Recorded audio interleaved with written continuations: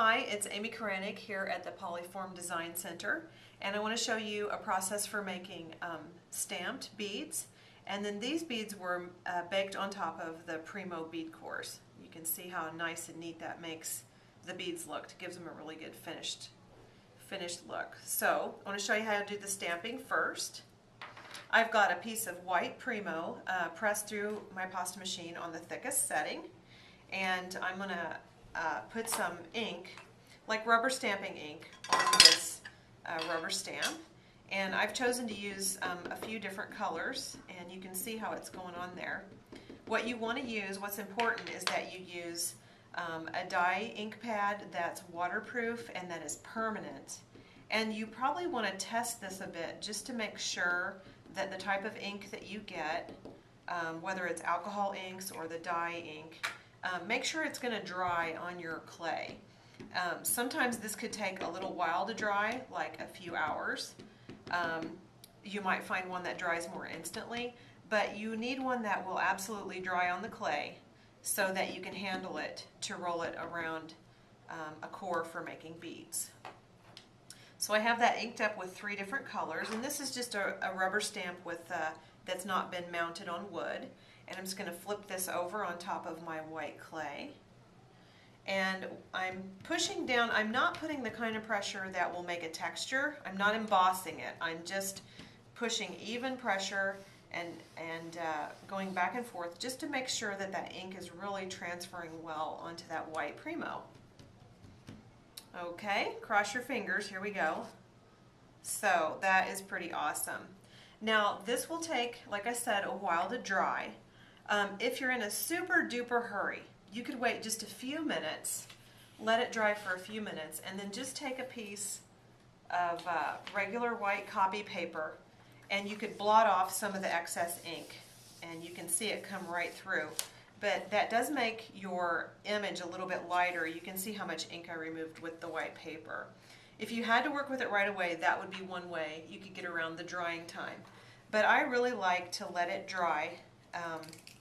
Overnight would be the best way to do it, and then proceed with making beads. I'm going to set that one aside, and I have one over here that I actually rubber stamped yesterday, and the colors are really set in quite well to this piece. I'm going to turn this upside down with the ink side down, and then I'm going to wrap it around a core. Now this is just some white Primo that I rolled into a log, and I've made it, the beads I want to make are going to be about this diameter. So I'm making it just slightly smaller than the diameter of that bead, taking into account the thickness that this sheet is going to add when I wrap it around.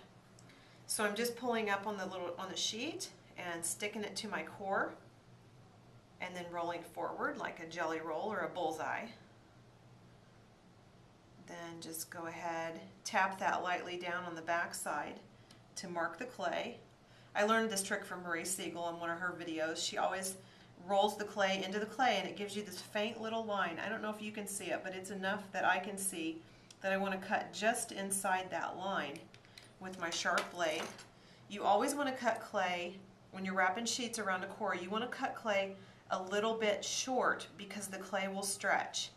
If you cut it to where it overlaps, then you're going to have a bulk of clay to deal with. That's just not necessary. So what ideally you want is just this sheet of clay butting to itself like that.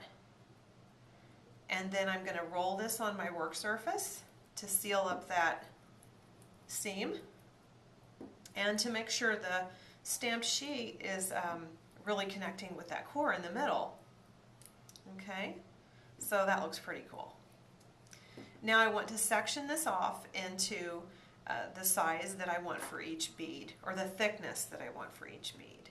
I've got a sample here, so I'm just visually thinking that's like about a 3/8 inch. I'll just go ahead and trim this minimally on the end because I don't want to waste that awesome stamped sheet. And then I'm rolling this under my blade because this is fresh clay I'm working with, and I feel like if I just went straight at it with these thick cuts that I would actually depress the cane and make it deformed on one side. So I like to roll when I'm working with such a fresh project, and that way I don't deform the cylinder, it's still almost perfectly round. Okay, so once you have a series of these cut, you'll want to poke a hole in the middle, and this is what I'm going to do now is show you how to do a bead core, and these are the Primo bead cores. I showed you these before. They just set right down inside the clay, one on each side to make a nice finished look.